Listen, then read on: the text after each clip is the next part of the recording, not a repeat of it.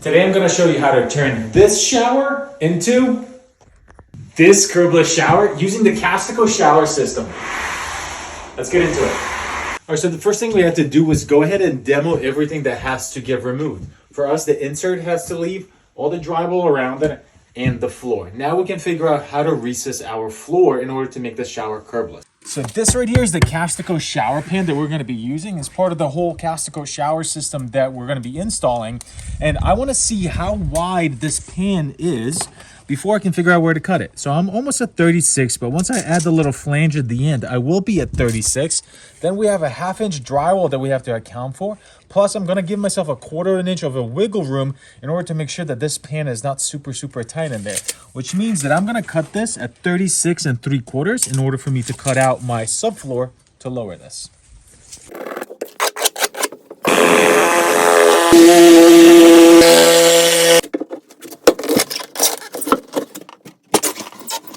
So now that we cut this out, I'm kind of left with this weird limbo position that I'm in because these are 24-inch on center TGI joists.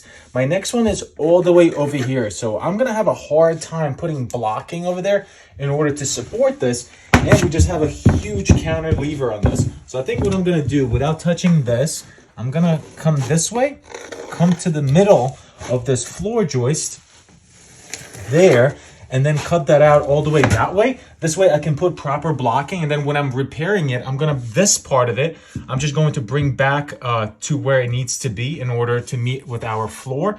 But when you're doing this, you just have to figure out how can you lower this subfloor to the level of the floor joist in order to make the entire floor kind of come together. And for us, this is the only way that I'm kind of, able to make sense of it.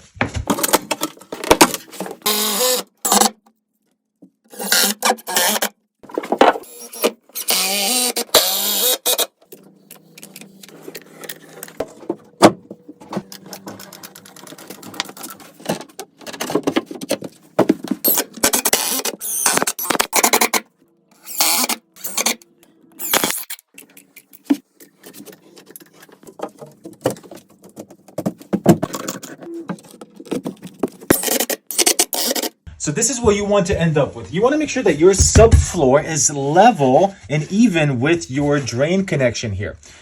For us, it even has a little bit of wiggle room. So as we're putting on our pan on top of it, it will be able to get really nice and tight with it. So the next step here is to do our walls, and then we'll be working on our pan.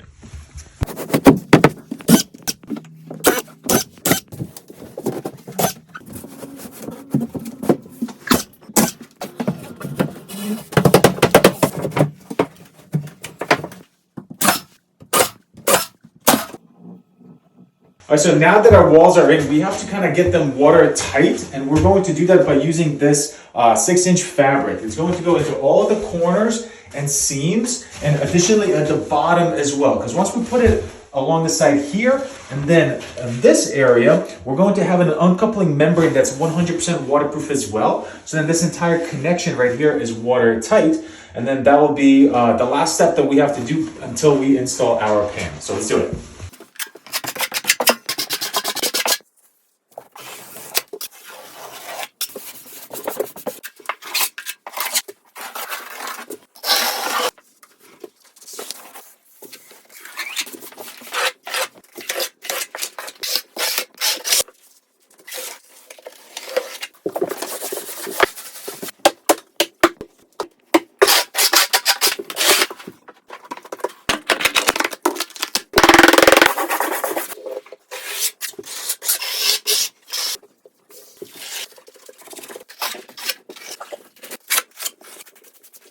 All right, so now if you can see, our floor and walls are watertight. So what we're gonna do now is actually figure out our pan.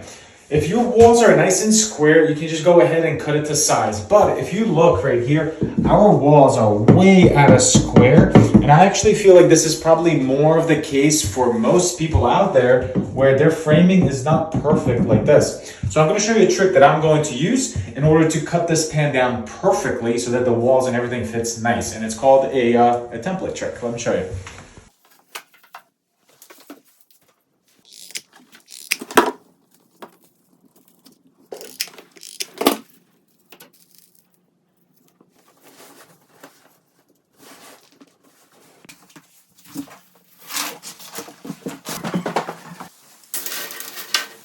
All right, so we brought our template down onto our pan here, and I'm just going to center it, kind of line it up on this side to make sure that I have nice reveal here.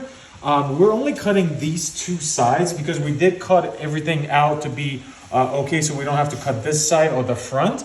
So I'm just gonna go ahead and then mark my pan first, basically the cutout that I have. So I'm gonna mark this, and then I'm going to mark this side, just like that.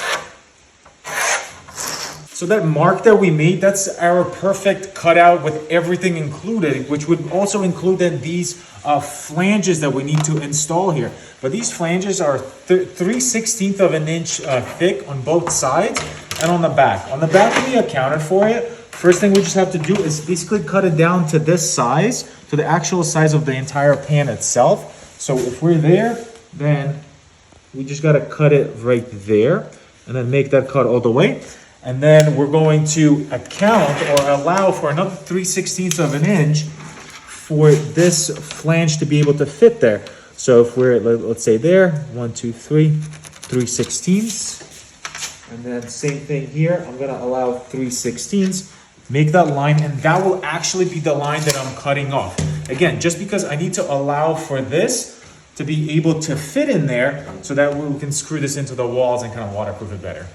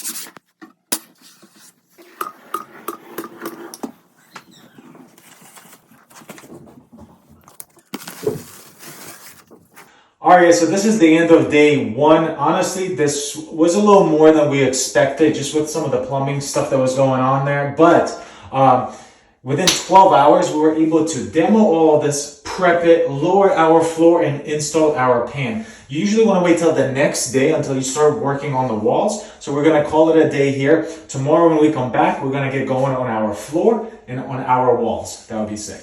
What's up, guys? All right, so it's day two, and today we're going to be working on our walls, and then we're going to tile the floor there. So these are our CASTICO walls. We have 2 panels here, and we have 2 panels here. Because our shower system is 36 by 60, these are 2 side panels of 36, and then this is our back wall. So there is an orientation to it, A, B, C, D, and then as you're installing it, A, B, C, D. So A is going to be that valve wall on the left, and then it's going to be BC, and then D is going to be our wall on the right. So I think right now what we're going to do is kind of lay it all out right here, flip it around, and then kind of get a picture of what we have to do next.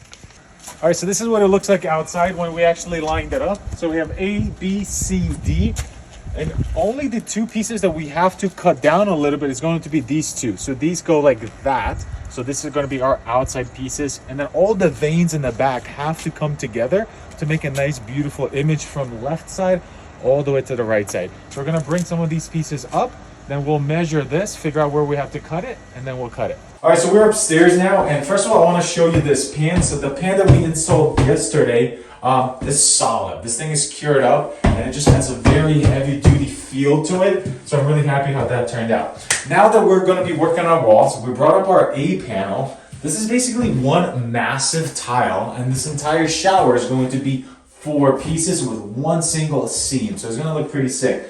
The first thing we have to do is find our center of the wall, and then we're gonna cut this one to size and this one to size. And all I'm gonna do, just because our walls are not perfect, this is a real world situation here, I'm gonna go ahead and measure my bottom measurement here, giving myself a little bit of room. So I'm gonna go like 29 here. And then at the top, I'm also going to measure here, and I'm gonna go about 29.25. Just because we do have room for this other tile to then cover it and hide that reveal. And I wanna make sure I have a little bit of wiggle room. So we're gonna go ahead and cut this one, and then come back, measure, and cut this one.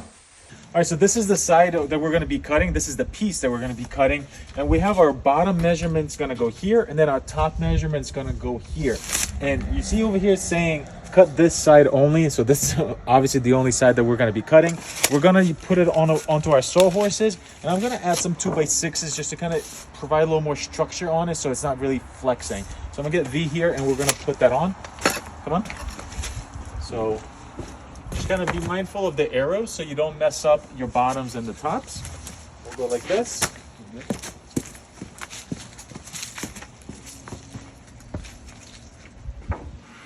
There we go. Then we can go ahead and measure this, tape it off, and cut it.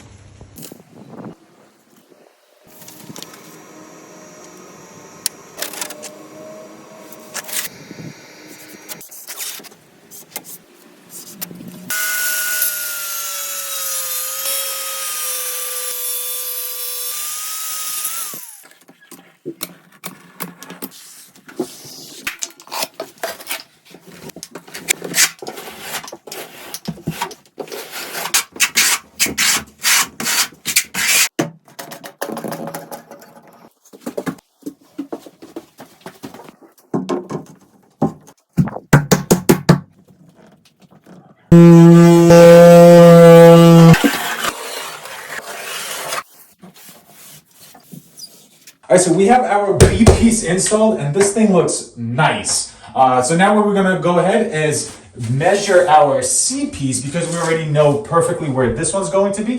And I'm gonna give myself a 1/4 inch of wiggle room, just so, you know, I'm not getting too tight, because you don't wanna be taking this stuff off to adjust it. So we're gonna go ahead and cut this one, then do this one, and then do the hard one, which is this, where we have to cut all this stuff out.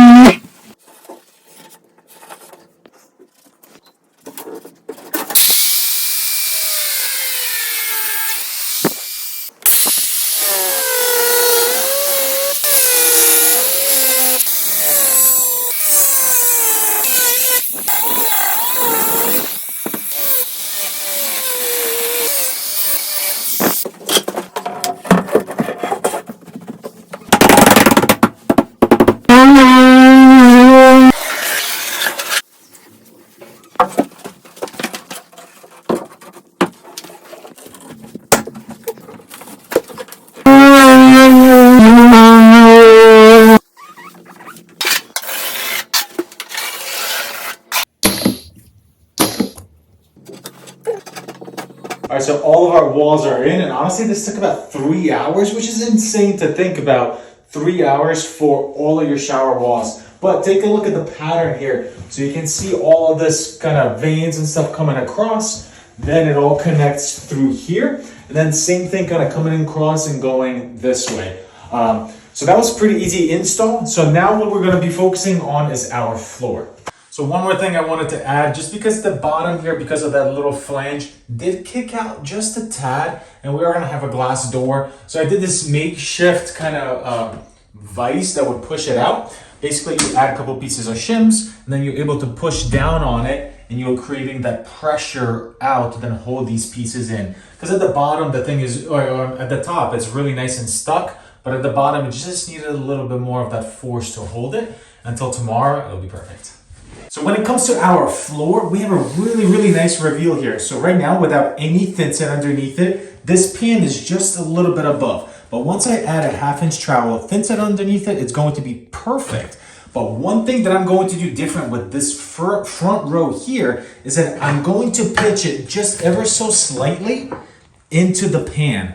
This way, probably like right around there. This way, when people are coming in and out, this front row of tile also almost acts like a pan, helping shed that water into our pan and then into the drain itself.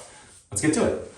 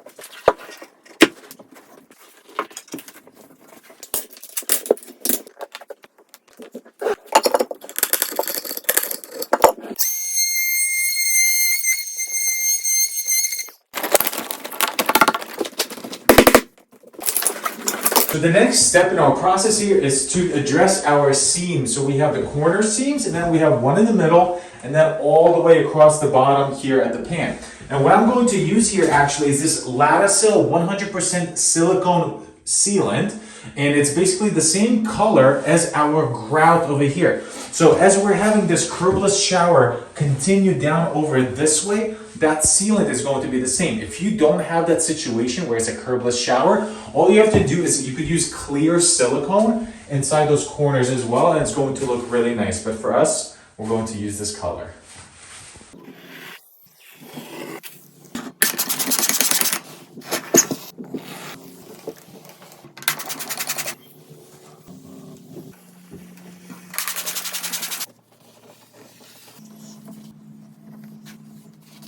Okay, so this is what our final result looks like. This was our first CASTICO shower system that we have done. Again, curbless shower, 0 entry, whatever you want to call it. And I would say that if you are doing a tub to shower conversion, a 3-day job, including the shower glass door, is 100% feasible and you could do it. But if you're trying to do the entire bathroom like we did here, 3 days is going to be a little aggressive. It took us solid 4 days to actually be able to do all this stuff. But couldn't be happy with it. It definitely feels nice and solid, all of this stuff. And just the upkeep of all of this stuff, when Catherine and I were cleaning this up, we were just using squeegees to really kind of clean all this up. So if you have a squeegee in here, you have absolutely no grout lines except the grout line right here that it meets. I highly recommend it. We're going to incorporate this into our kind of business workflow as one of our packages because I think that this is pretty legit stuff. You guys should try it out.